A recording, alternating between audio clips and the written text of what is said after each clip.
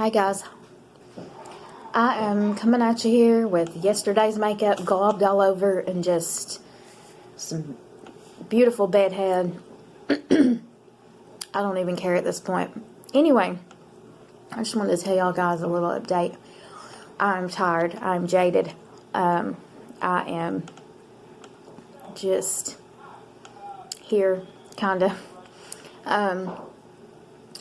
Most of y'all know, I think I posted in my last video that Dad had open heart surgery. He came through it good. He's home. He's doing well. He's doing really well, actually. So that's good.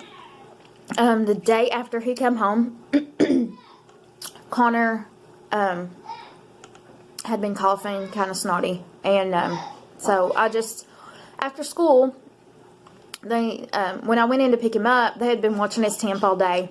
It was like 99.5. It has to be like 100 for them to send him from school. And right at time for me to go get him, it had been 100. Like, she had just checked him, so she knew I was about to come down and get him. I work at his school, if you don't know me personally. Anyway, so I'm like, I'm just going to run him to the walk-in clinic. It's right here by our house. It's not even a mile. And I'll just run him to this walk-in clinic. I'd been giving him Mucinex. He'd had the cough for like 2 days prior, but it wasn't like a nasty sounding cough. It wasn't like bad. And I was like, so I'd been giving him Mucinex to thin everything out, which is what we always do. I was like, I'll just run him right here to the walk-in. The weather had been yucky. We'd had flooding. There was supposed to be a storm that night. And so I was like, I'm not going to call a pediatrician and try to go to Athens. Everybody's sick right now. It's hard to get in. I'll just run him right here to the walk-in. I'm sure they're going to tell me it's a cold, and just to keep doing what I'm doing, keep doing the Mucinex.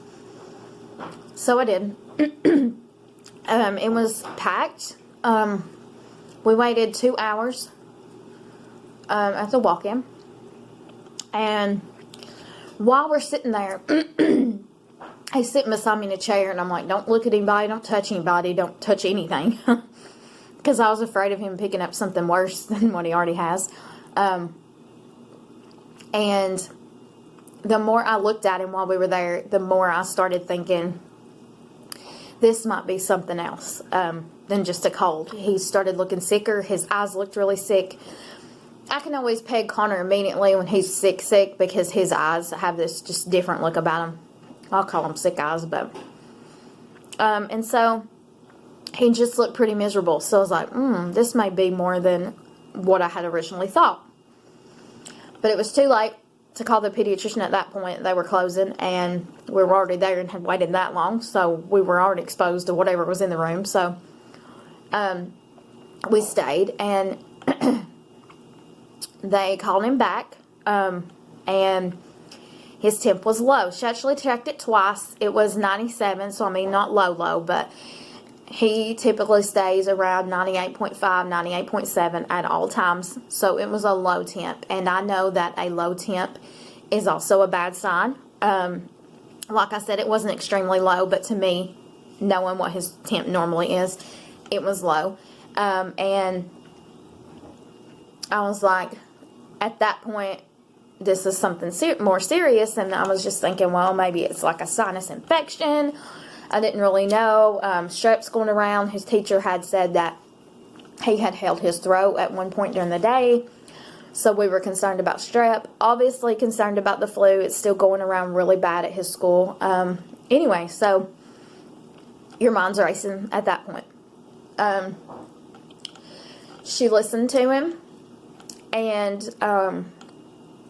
she's like, I want to do a chest x-ray.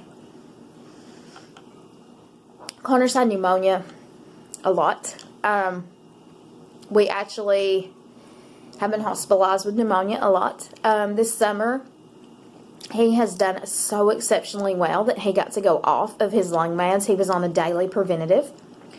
And one of his lungs has some scarring in it from possibly at some point aspirating on food. Or at one point he had gunk in it for so long from pneumonia. that it left some scarring. So he is more susceptible to pneumonia because of that scarring. But as he gets older, they think that he will grow out of a lot of that because it will just be not as bad. I don't really know how to say it. Not as bad. So I was thinking, hey, maybe he's grown enough to where it's got better, you know. So anyway, we celebrated like 1 year of not having pneumonia, which was a big deal, which sounds crazy, but it was a big deal for us. Anyway, so they did the chest x-ray. He lost his little mind. He does every time. He's had so many x-rays, you would think by now he would realize that they do not hurt, that they're okay. He flips a lid. So anyway, we got through it. They sent us back to our room. I kind of knew when she heard and wanted a chest x-ray that it was more than likely pneumonia because she heard something in there, you know. So she comes back to our room and she tells us it's pneumonia.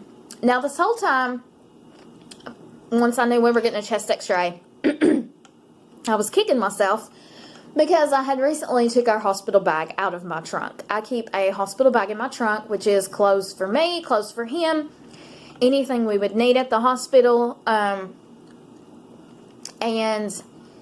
a phone charger, which is like #1 priority, right? So I didn't have any of that. I recently took it out. I did have like a change of clothes for me and a change of clothes for him, I think, but none of the other things. And so I was kicking myself pretty hard because I'm thinking we're going to the hospital at this point. And she comes back in the room. She tells me it's pneumonia. It's in both lobes. She doesn't mention the hospital. She tells me I need to follow up my doctor. She put him on steroids. She put him on breathing treatment steroids. And she put him on an antibiotic. And they gave him a big dose of steroids before he left there. And they were really shocked. They asked me, will he take it better from a syringe or a medicine cup? And I said, either one he'll do fine with. And they're like, okay. I don't think they really believe me. But they brought it in a medicine cup. I handed it to him. He chugged it. Done. They couldn't believe it. He's really good about medicine. But anyway. So, we went home. We came home. And I was really nervous because I've never had him at home with pneumonia. We've always went in the hospital. So that's just like what I was expecting, what I'm used to. So knowing he's home with pneumonia, it scared me. I kind of helicopter a little bit anyway. I'm really bad right now. If you can believe that. I'm worse than normal. Anyway, so I'm checking on him multiple times a night. I'm making sure he's still breathing. I'm watching for retracting. All that. So anyway, the next day, I call his pediatrician and we go down and see her. And, she changed some of the meds around a little bit, which I was all for, the changes. And she wanted me to come back the next day because I thought he was crying. Because the next day was Friday. She said, I want to listen to him again before the weekend. So we went back on Friday, still really crackly, but he is passing air through them well, which is the only reason we're not in the hospital. His oxygen is not low. He's passing air through them really good, but we need to knock this out or it's going to get bad, you know. So we called it really early, which was super good. So anyway, today is Monday. We go back to the doctor tomorrow to be checked again. I don't know if he still really feels that bad or he's just whiny. He hasn't been sleeping good. I think the steroids are keeping him awake. The last day of the steroids were yesterday, so hopefully they'll be out of his system soon, but I think it's probably the steroids keeping him awake. He's not been sleeping good, which makes him whiny, which makes me think he's sick. It's a vicious cycle. Yesterday, Sunday, we hadn't been anywhere since Wednesday, so we've been home all these days. So he had been doing so good. On Saturday, I decided we'll go to church on Sunday. Our church, you can see it from my house. And I'm like, well, just go in and go out, you know, and it'll be fine. And he got so upset. I think that we went somewhere. Like, he just wants to stay home now, which is so hard with him. Once you break routine, he immediately thinks, hey, we stay home all the time now. This is great, you know, and he doesn't want to go anywhere.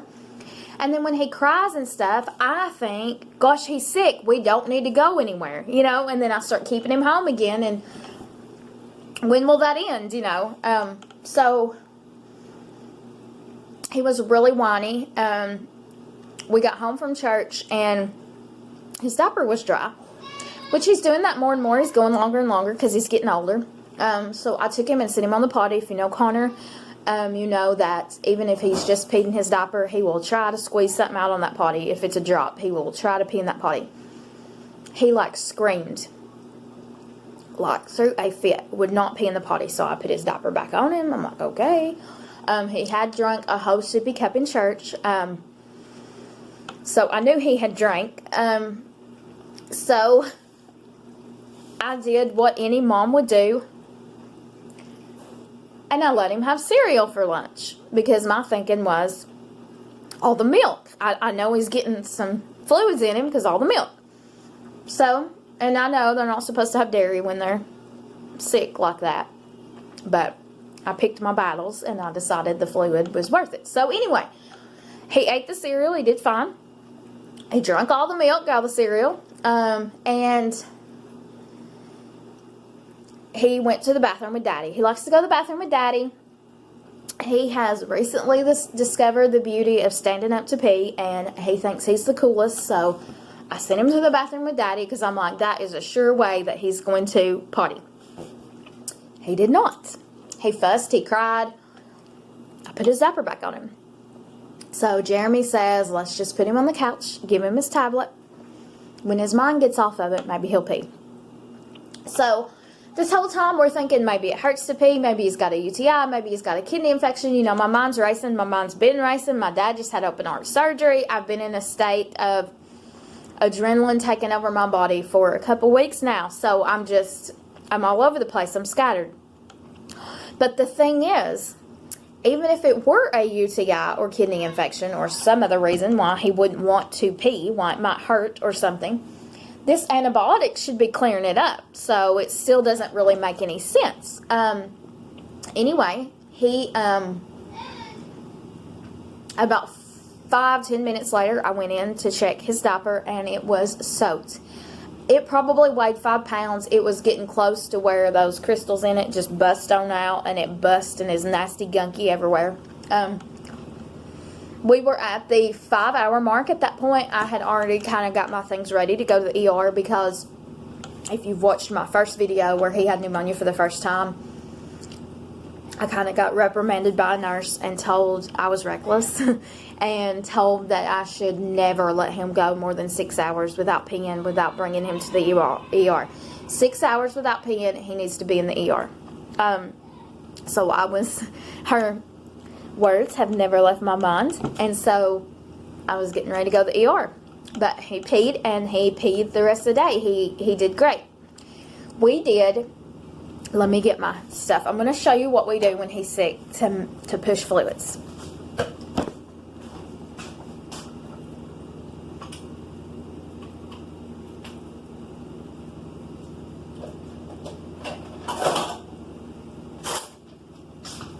These bowls are a little wet because I just washed it. Okay.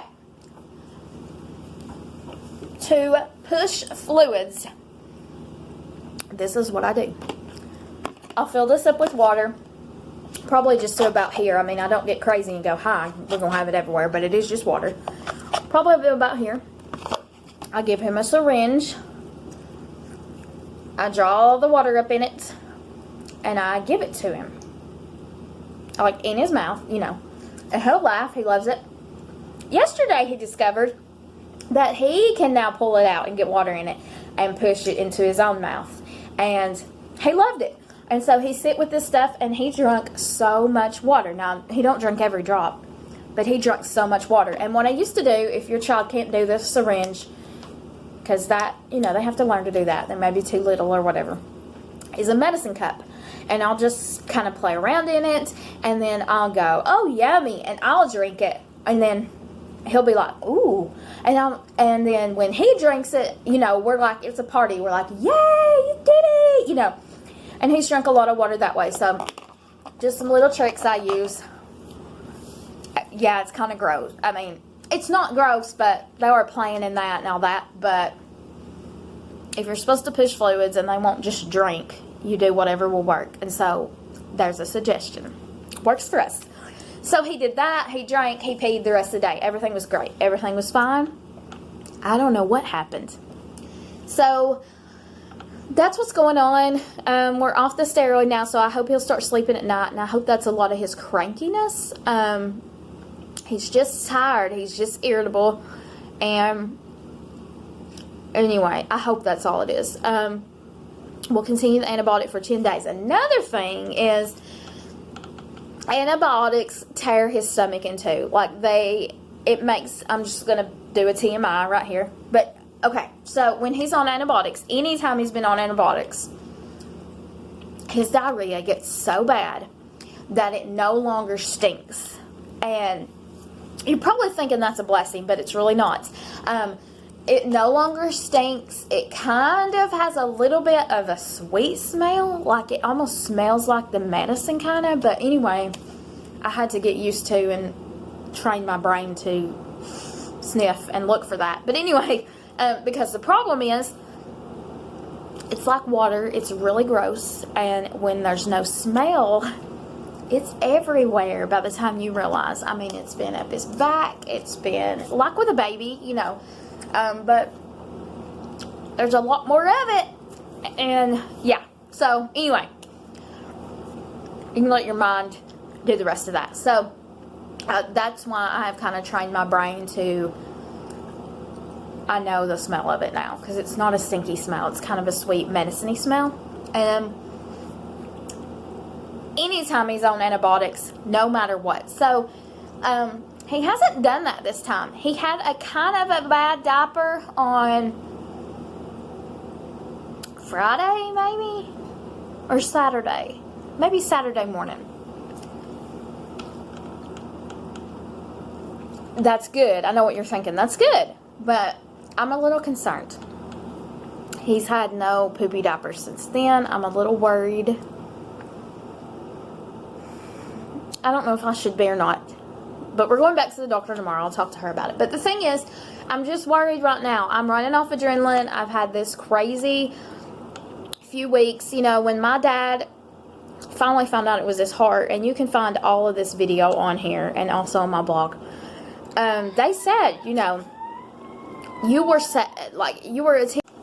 a ticking time bomb for a massive heart attack, and it would have happened. And had they not figured out it was your heart, which you can read his whole story on my blog or listen to it on here, whatever you want to do. But if you don't know us personally and don't know the whole story, his heart had been rolled out by another doctor, which was not true. It was completely false, completely wrong.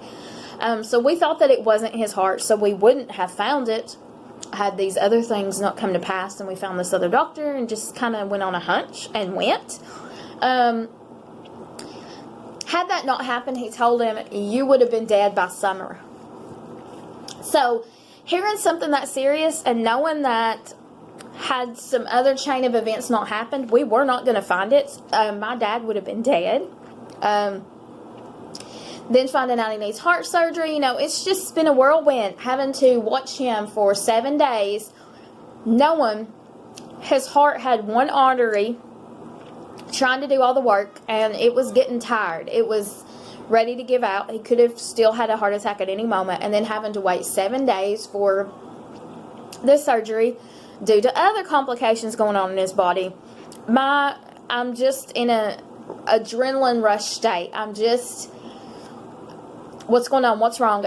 My mind is constantly almost in this state of panic. But it's not panic. It's like you're making yourself not panic. So you're in this just adrenaline rush. I got to do this. I got to do this. I got to take care of this. I got to do that. And then Connor gets pneumonia.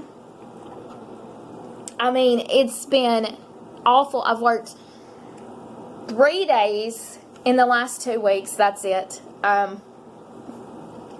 I don't even know what to say about that. I'm just going to leave it at that. Which means the weeks to come will be hard because my paycheck will be insane. Connor saw a neurologist last week before he got sick. They scheduled an EEG for tomorrow. And she told me the appointment, if he has to go on, if he gets sick or anything, or has to go on any kind of meds, or has to take his albuterol, because he has albuterol PRN, because he has asthma and all this lung stuff. And it's just if his breathing gets crazy or he's struggling or anything, you can use that. She said if you have to use that for any reason, we'll need you to cancel the appointment. So I'm like, okay, and I'm thinking I'm not going to have to use it. It's no problem. He has pneumonia. We're using it. So this EEG that I had to change pediatricians over, I had to make people listen to me. I had to fight. Since he had a seizure in November, I've had to fight to make this happen. And it finally happened. And I even posted about what an answered prayer it was, how amazing it felt to have fought for something and have won. And I had to cancel it. There's no sense in There's no sense in welling. There's no sense in wallowing over it. We could not do it, but I'm really sad. I'm really sad. It's rescheduled for March. We're still going to do it, but I'm sad. I'm still waiting on his glasses to come in. I was told it would take 2 weeks. It's been a month already. There's no glasses in sight. We couldn't get his glasses from his eye doctor because their eyeglass place does not take our insurance. I don't know if I've shared the whole eyeglass story, but I don't even want to talk about it right now. But it was a big ordeal anyway, okay, to get eyeglasses. So I go and order these eyeglasses. They tell me it's going to take 2 weeks. The first week is supposed to be getting the frames in from Miraflex. They'll get the frames in, and then they'll send the frames off again for lenses, and then they'll come back to them, and they'll contact me. I've called. I've called like 3 times. I'm probably going to be calling some more, and every time I call, they just say the frames haven't come in yet. And I am trying to be really nice because it's not their fault. Like, there's no sense in getting mad at them. They're not the one doing it. They're sitting there waiting on them too, but I'm frustrated. So his eye doctor had told me at our last appointment when he gave me the prescription, he needs glasses, blah, blah. He said it'll probably take you about a week to get glasses. So, let's make his appointment for March 18th. I want him to wear the glasses for 6 weeks, and then we'll decide at the next appointment if we want to do another eye surgery. A week to get glasses. And I will say that is before he realized that we couldn't use their eyeglass place. Theirs would have took a week because they had the frames there in stock. So I'm going to have to also cancel that appointment because I don't even know if he'll have glasses by then. I know he won't have worn them for 6 weeks. And so it's just, life has been chaotic. Life has been crazy. I am beyond me. I am so ready for health to be restored. I am so ready to go back to work, believe it or not. I am so ready to get back in our routine. I am having a hard time. Today we were out of school for President's Day. Woohoo. It was supposed to be this big 3-day weekend. It was supposed to be awesome. It was supposed to be, and it's not. Last weekend, we were out a lot for flooding, and we should have been here in our PJs, living it up, and my dad was having his chest cracked open and screaming out in pain and yelling at why did we let this happen to him. So that was not a relaxing time. And I'm ready for the break. I am tired. And I'm sorry, guys. It's nobody's fault. I have needed to be everywhere I've had to go the last few weeks. I have needed to take care of people. I have needed to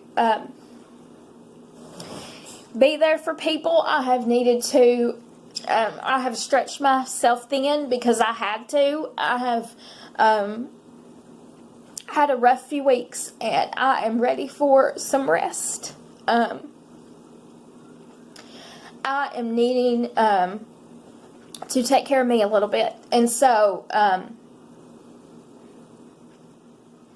hopefully we get a good report tomorrow at the doctor. I don't know if we will or not because he's still coughing. He's still acting really sick.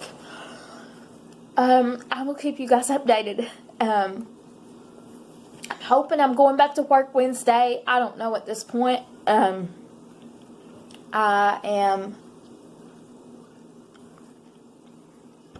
just tired.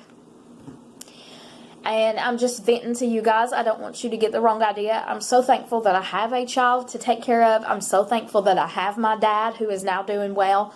I'm so thankful for an awesome pediatrician, for awesome doctors, I'm thankful. We are surrounded by a good team that I know God put around us and helped us find and helped us gain all these doctors and all this stuff. And I know that all these appointments I just talked about are just rescheduled. I guess I shouldn't even really say canceled because they're just rescheduled. And part of the problem is I'm a person with a plan. I'm always planning. I've always got a plan. I've always got things worked out. And my plans have been wrecked for the last few weeks. And nobody could predict it. Nobody can help it. Things happen. But it throws me into a weird state of mind. It throws me into a weird place. And I am trying to roll with the punches because that's the only choice I have. But I am tired. I am frustrated, if I'm being honest. I am nervous, anxious, you name it. And so I'm really hoping Connor kicks this pneumonia. I'm still afraid about him having to go in the hospital, which makes me afraid about missing more work. I'm brand new this year. We're on year-to-year contracts. They don't have to bring me back next year, and I know that people have told me that that's silly to worry about, that family comes first, and I understand that, and I agree with that, and they've been really good to me. Don't get me wrong. Nobody's gave me any flack. They all know and love Connor, so that helps. But still, they could pull up your record and look at how many days you missed, and it might not necessarily say out beside it, Dad, open heart surgery, son, pneumonia. It might just be, these are all the days she was out. And if it's not for things like this, it's for specialist appointments. They keep coming up. They keep popping around the corner. I got a lot on my mind, guys. And so please just pray for me. And please pray for Connor. Keep praying for Dad. And I'll keep y'all updated. Life is just so crazy and chaotic. And it's a little much right now. But everything's going to be fine. We're going to be fine. This too shall pass. And I don't think that I will. But maybe we'll laugh about it one day. Bye, guys.